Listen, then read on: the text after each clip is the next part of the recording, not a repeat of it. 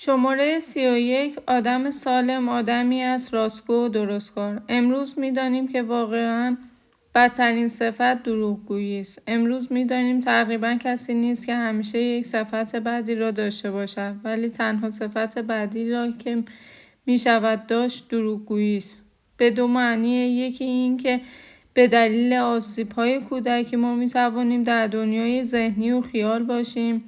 یعنی من همیشه هر وقت شما از من سوالی میکنی به جای اینکه واقعیت و حقیقت را چک کنم برمیگردم و به اینکه ذهنم را چک میکنم. یعنی شما به من گفتید چند نفر اینجا نشستن، من نمیشمارم. من برمیگردم که شما چه انتظاری دارید. و بسیاری از مردم هستن که به دلیل آسیب کودکی متوجه شدن که هر سوالی را باید در ذهن جواب داد، نه در زندگی.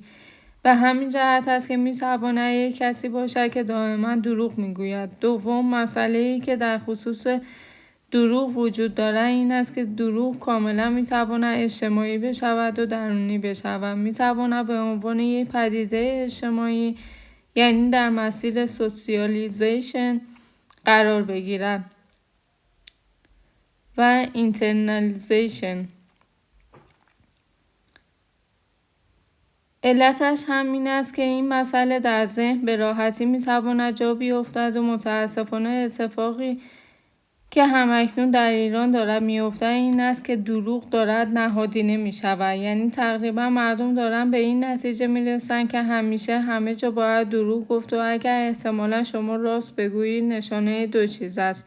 یا نشانه سادگی و بلاهت و حماقت شماست یا حقه‌بازی هستید که این دروغ را به نوعی جلو انداختید که حواس طرف را پرت کنید برای اینکه دروغ بزرگتری پشتش نشسته و اینقدر این مسئله دارد عادی می شود که حد ندارد. همکنون با دوستانی صحبت می کردم، مخصوصا می دانید نظام مذهبی این خطر را دارد. روزی که آدم ها فکر می کنند خود خدا هستند و با خدا حرف می زنند و فکر می کنند حقیقت را دارند و همه چیز را دارند، وقتی چنین دروغ بزرگی را در ذهن خودشان رشد می‌دهند کاملا آماده‌اند هر دروغ کوچکی را بگویند و به همین جهت است که متاسفانه بیشترین دروغ‌ها را شما از جانب کسانی می‌شنوید که مطلق گرا هستند و غالباً با یک ایدئولوژی زندگی می‌کنند. کنار مسئله راستگویی مسئله درستکاری است. علتش همین است که موضوع راستگویی یک مسئله گفتاری است و در ذهن است، در حالی که مسئله درستکاری مسئله رفتاری است و به همین جهت است که یک ارتباطی بین این دو هست. بسیاری از مردم هستند که ممکن است بیشتر راست بگویند ولی درستکار نیستند و بسیاری از مردم هستند که درستکار هستند ولی خودشان و دیگران را فریب می‌دهند. این مسئله از نظر سلامت روانی اهمیت دارد. بنابراین راستگویی و درستکاری مسئله بسیار مهمی است، به ویژه در روابط اجتماعی که مسئله اعتبار شما را به وجود می‌آورند. شماره 32. مسئله استقلال است. شما می‌دانید که انسان به این دنیا می‌آید و موجود وابسته‌ای است. به نظر من انسان از 8 مرحله می‌گذرد و از مرحله کودکی که مرحله همزیستی سیمبیوتیک که است با مادرش یکی است. مرحله 1 سالگی است که چسبندگی و دوختگی است که به نوعی به مادر یا کسی که ازش مراقبت می‌کند پرایمری کیر تیکر یا نخستین مواظب و مراقبش هست. 3 سالگی مسئله اعتیاد است ادیکشن و درست مانند ماده مخدر با مادر یا دیگران برخورد می‌کند. 5 سالگی مسئله عادت یا هابیت است و 8 سالگی مسئله دیپندنسی یا وابستگی است. این مراحل اولیه یا 5 مرحله اول را بچه تا 8 سالگی طی می‌کند و در طول تاریخ به نظر من 99% مردم در طول تاریخ همینجا ایستاده‌اند. یعنی تاریخ بشریت تاریخ وابستگی است، در حالی که بین این 8 تا 12 سالگی کودک انسانی می‌تواند به مرحله جدایی و رهایی برسد separation and liberation و به همین جهت است که در آمریکا پیشنهاد میکنند که بچه‌ها 4 روزی به کمپ بروند، با پدر و مادر کاری نداشته باشند تا بند ناف روانی بریده بشود. یعنی کودک بین 8 تا 12 سالگی باید به 2 نتیجه برسد. یکی این که من بدون پدر و مادرم زنده‌ام، دوم این که من بدون پدر و مادرم بسیار خوب و خوشم. اگر به این نتیجه برسد آزاد شده و الا گرفتار خواهد بود. بین 12 تا 18 سالگی مرحله استقلال ایندیپندنسی و مقصود از ایندیپندنسی 2 چیز است. یکی این است که من روی پای خودم ایستادم و بعداً بهش اشاره خواهم کرد چون موضوع مهمی است. خودکفام، self sufficient. و دوم این که احساس و اندیشه من از احساس و اندیشه دیگران به ویژه پدر و مادر من جداست. و البته می‌دانیم مرحله بالاتر از این مرحله 7 یا استقلال وجود دارد و آن اینتردیپندنسی است که احتمالاً ترجمه مناسبش همبستگی است. و مقصود از اینتردیپندنسی این است که من با وجودی که مستقل و آزادم و روی پای خودم ایستادم و هیچ احتیاجی به تو ندارم، دلم میخواهد با تو باشم. یعنی حالا از سر اشتیاق با تو و دوست داشتن تو خودم به سمت تو میآیم، نه اینکه محتاجم. به همین جهت است که عشق ناقص میگوید من به تو محتاجم پس تو رو دوست دارم، در حالی که عشق سالم میگوید من تو رو دوست دارم پس به تو مشتاقم و هرگز محتاج نیست. بنابراین مراحل 8 گانه است و مسئله استقلال، مسئله ایندیپندنسی موضوع بسیار مهمی است. مخصوصا جوامع مانند ما گرفتارند و در آمریکا می‌دانید بیشتر آمریکایی ها توی مرحله همون 6 هستن، یعنی جدایی و رهایی هستن. آمریکایی ها بیشتر از ما، البته بیشتر از خیلی جاها احتمالاً به استقلال رسیدن، ولی هنوز درصد بسیاری از مردم در مراحل قبلی هستن. متاسفانه فرهنگ ما فرهنگ وابستگی است. بیش از نیمی از مردم ما وابسته هستند. من این نکته حاشیه‌ای را میگویم گرچه یک ذره وقت میگیرد ولی برایم بسیار مهم است. آقایی به اسم ان برندن که به نظر من بهترین متخصص اعتماد به نفس و حرمت نفس است، چندی قبل به من تلفن کرد که فلانی من درباره تو شنیدم و میخواهم با تو صحبتی بکنم، ناهاری با هم بخوریم. ما ناهار خوردیم. آن موقع البته 72 سالش بود. الان باید 77 سالش باشم. مرد فوق‌العاده جالبی بود. بعد از صحبت قرار شد که ما با هم سمیناری داشته باشیم درباره سلف استیم، حرمت نفس.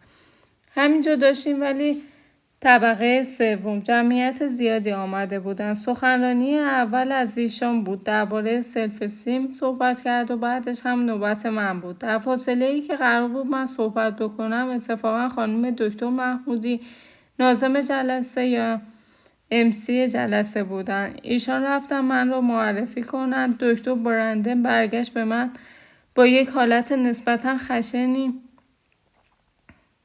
خشمی برگشت گفت What is wrong with your culture? What is wrong with your society?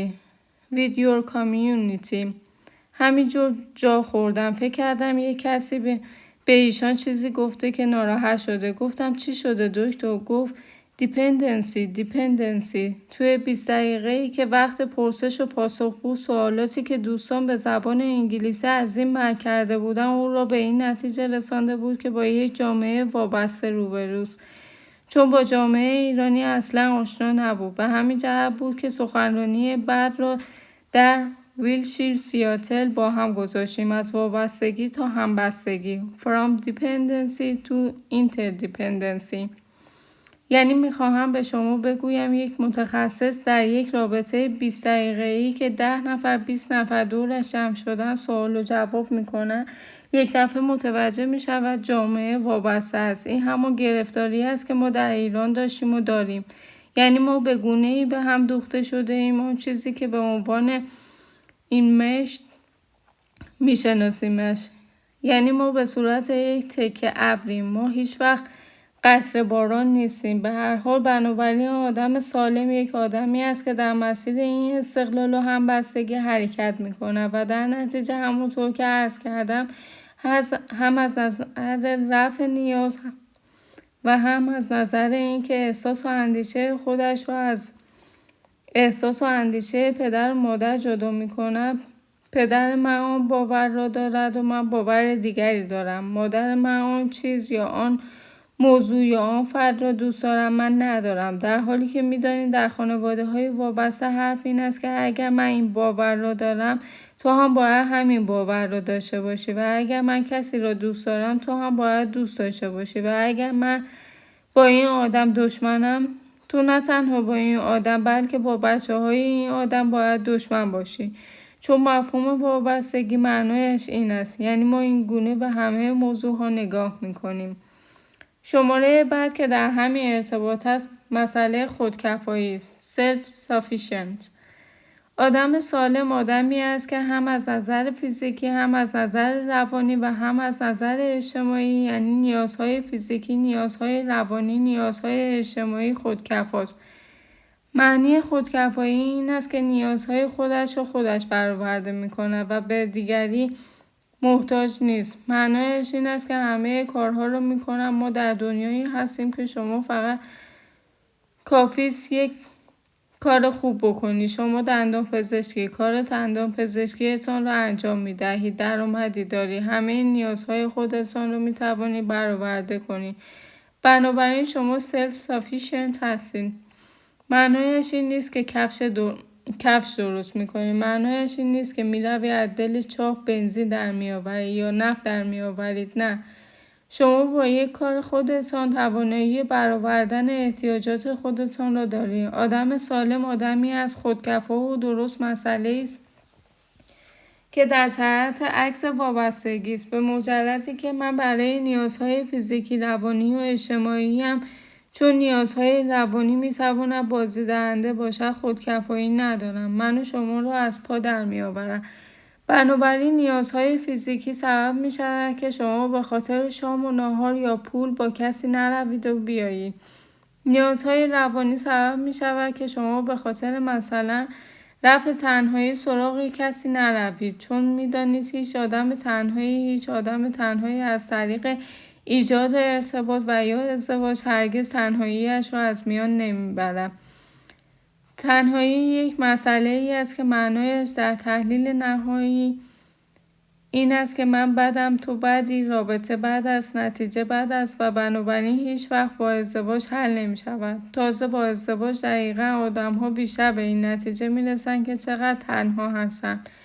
به همین جهت است که هیچ وقت ازدواج مشکل تنهایی رو حل نخواهد کرد و متاسفانه آدم هایی که مشکل روانی دارن، نیاز روانی دارن گرفتارن. درست مثل آدم هایی که فرض بفرمایید به عنوان یک زن یا یک مرد قرار است که همیشه با جنس مخالف در ارتباط باشن یا جنس مخالف فقط برای آنها یک معنای جنسی دارد یا فقط با جنس مخالف میتوانند ارتباط داشته باشند یا اصلا نمیتوانند با جنس موافقشان دوست باشند بلکه باید با جنس مخالف دوست بشوند.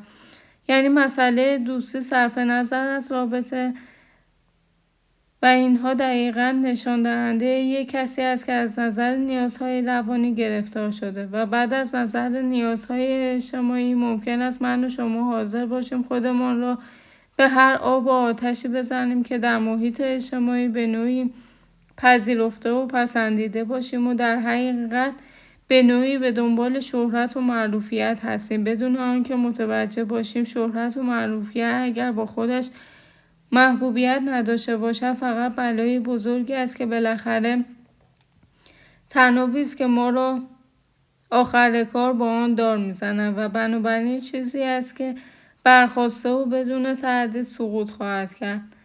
به همین جهت است که مسئله خودکفایی هم در جهت نیازهای فیزیکی هم روانی و هم اجتماعی شرط سلامت روانی است.